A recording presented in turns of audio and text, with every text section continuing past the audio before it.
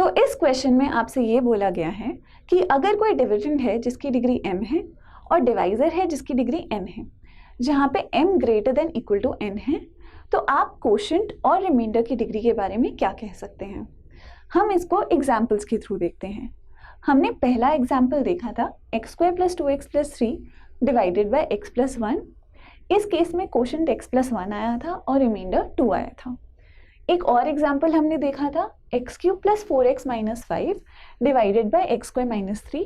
यहाँ पर quotient x आया था और रिमाइंडर 7x - 5 आया था। क्लियरली यहाँ m 2 है और n 1 है। इस केस में m 3 है और n 2 है। सबसे पहले हम बात करते हैं रिमाइंडर की डिग्री के बारे में। ये आपको पता ही है कि हम डिवीजन वहीं पर स्टॉप करते हैं जहाँ पर रिमाइंडर की डिग्री डिवाइजर की डिग्री से छोटी हो जाती है। तो इसका मतलब ये है कि रिमाइंडर की डिग्री किसी भी लॉन्ग डिवीजन में हमेशा कुछ भी हो सकती है, बस उसे डिवाइजर की डिग्री से छोटा होना पड़ेगा, दैट इज उसे n से छोटा होना पड़ेगा।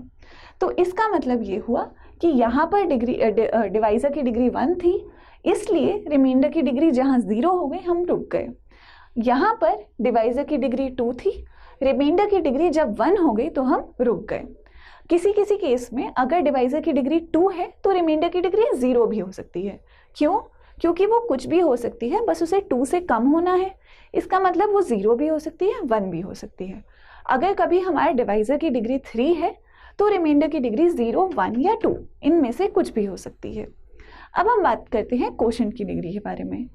यहाँ पर आप देख सकते हैं कोशेंट की डिग्री 1 है और यहाँ पर भी कोशेंट की डिग्री 1 है। अब ये हमें कैसे मिल रहा है? हमें यहाँ पर जो टर्म लिखनी थी वो हमने कैसे डिसाइड की थी? हमें x से x² ऑब्टेन करना था। उसको ऑब्टेन करने के लिए हमें x को x से मल्टीप्लाई करना पड़ा। तो ये वाली जो टर्म है उसकी डिग्री किस पे डिपेंड कर रही है? वो बेसिकली इन दोनों की डिग्रीज का डिफरेंस है। आप ये चीज़ यहाँ पर भी देख सकते हैं। हमें x² से x³ ऑब्टेन करना था, इसलिए हमने उसे x से मल्टीप्लाई करा।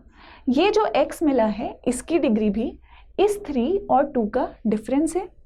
इसका मतलब ये हुआ कि अगर कभी भी डिविडेंड की डिग्री m है और डिवाइजर की डिग्री n है तो कोशेंट की डिग्री क्या हो जाएगी? वो सिंपली हो जाएगी m - n।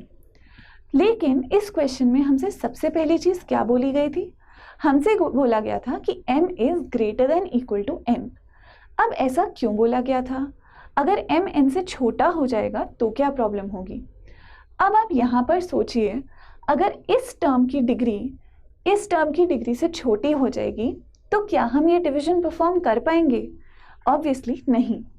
हमारे डिवीजन परफॉर्म करने की यही कंडीशन होती है कि इसकी डिग्री जो है वो इससे बड़ी होनी चाहिए, तभी हमें कोशेंट की जो टर्म है वो एक पॉलिनोमियल टर्म मिलेगी। अब इसका मतलब ये है कि अगर इसकी डिग्री से छोटी हो गई तो कोशेंट सिंपली तुम्हारा 0 हो जाएगा और जो रिमाइंडर होगा वो बेसिकली डिविडेंड के बराबर ही हो जाएगा। तो उस केस में ये वैलिड नहीं होगा। लेकिन जब भी m n से बड़ा है उन केसेस में जो डिग्री ऑफ कोशेंट होगा वो सिंपली m - n हो जाएगा।